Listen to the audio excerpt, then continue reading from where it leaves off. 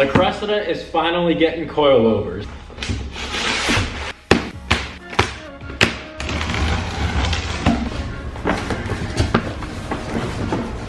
For those of you who don't have Cressidas, the suspension is a little bit different than what I'm used to. I know that for sure. This type of suspension is used on a lot of different cars, but basically the front, I'm pretty sure, has to be welded into the factory kind of like knuckle, and then the rears have like almost like a Mustang-like suspension where it has the spring, and then the spring adjustment there, and then it has the shock and then the adjustment there. So it's definitely a little bit different than what I'm used to. Having put the lowering springs in and the cut springs in the front, I have done this before. However, it is going to be a little bit different if I do have to weld this in the front, which I'm pretty sure has to happen. If you couldn't tell, these are from BC Racing. This is their BR series. This is one of the very few manufacturers that makes coilovers for this car, and I do think we picked the better one. We're going to be installing these within the next couple of videos. I'm so excited for these. Honestly, I'm so tired of this thing just being absolutely dumped in the rear. And then with these being able to adjust the right height, it'll make it possible to put on our Mark 1 SSRs from 3piece.us. I'm ordering tires for those wheels as soon as we get these installed. That way we can test fit everything, get the right height adjusted, and finally put on our fender flares.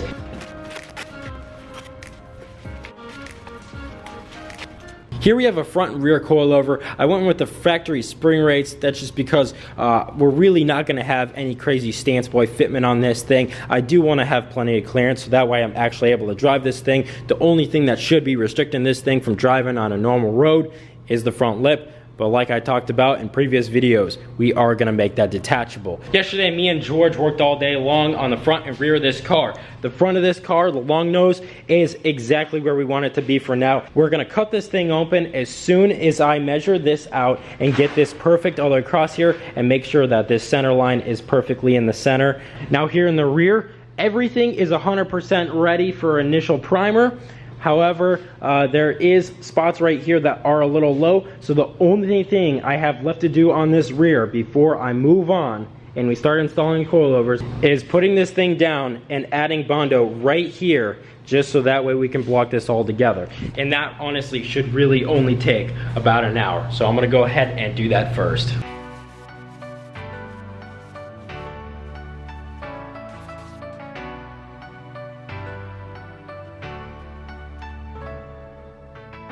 Laying in your bed, fighting ghosts in my head. Wish that I could let you go.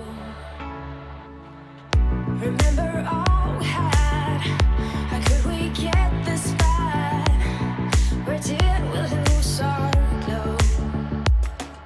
You live, you learn. When your heart is set to burn, fading away until the light will return. Someone bring me back to the time when our hearts unite.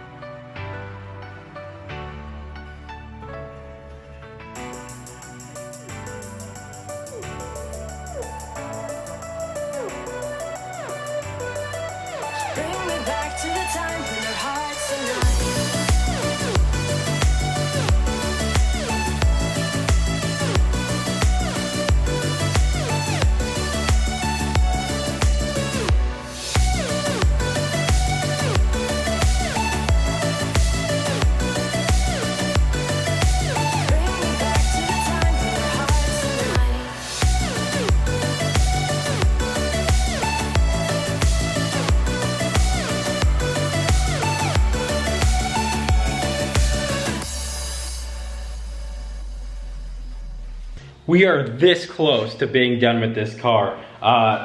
Well, I say that very loosely because we still have the flares, the aero, the wing, the taillights to do, silt spoiler, the front splitter. So besides all that stuff, the main body is so close. It is pretty much there besides some very last minute finishing stuff. Back here is pretty much 100% ready for the initial primer. And by initial primer now, initially I meant initial primer as in just using this rattle can primer, but now I'm saying initial primer because I'm not using that anymore because we're gonna have to take all this rattle can primer off before we even spray the real primer on there. And someone had commented on there to use 2K primer, and that is what we plan to do. We're probably gonna do 2 to 3 layers of 2K primer, sanding in between coats, making sure that it's 100% perfect before we actually spray it. We are taking the right steps to make sure that this thing turns out really good. So now, this rear end is pretty much entirely ready for initial primer. The gaps here look really good. This is nice and blacked all the way across here on both sides. George was experimenting here and was rounding off this corner a little bit to see how it would look.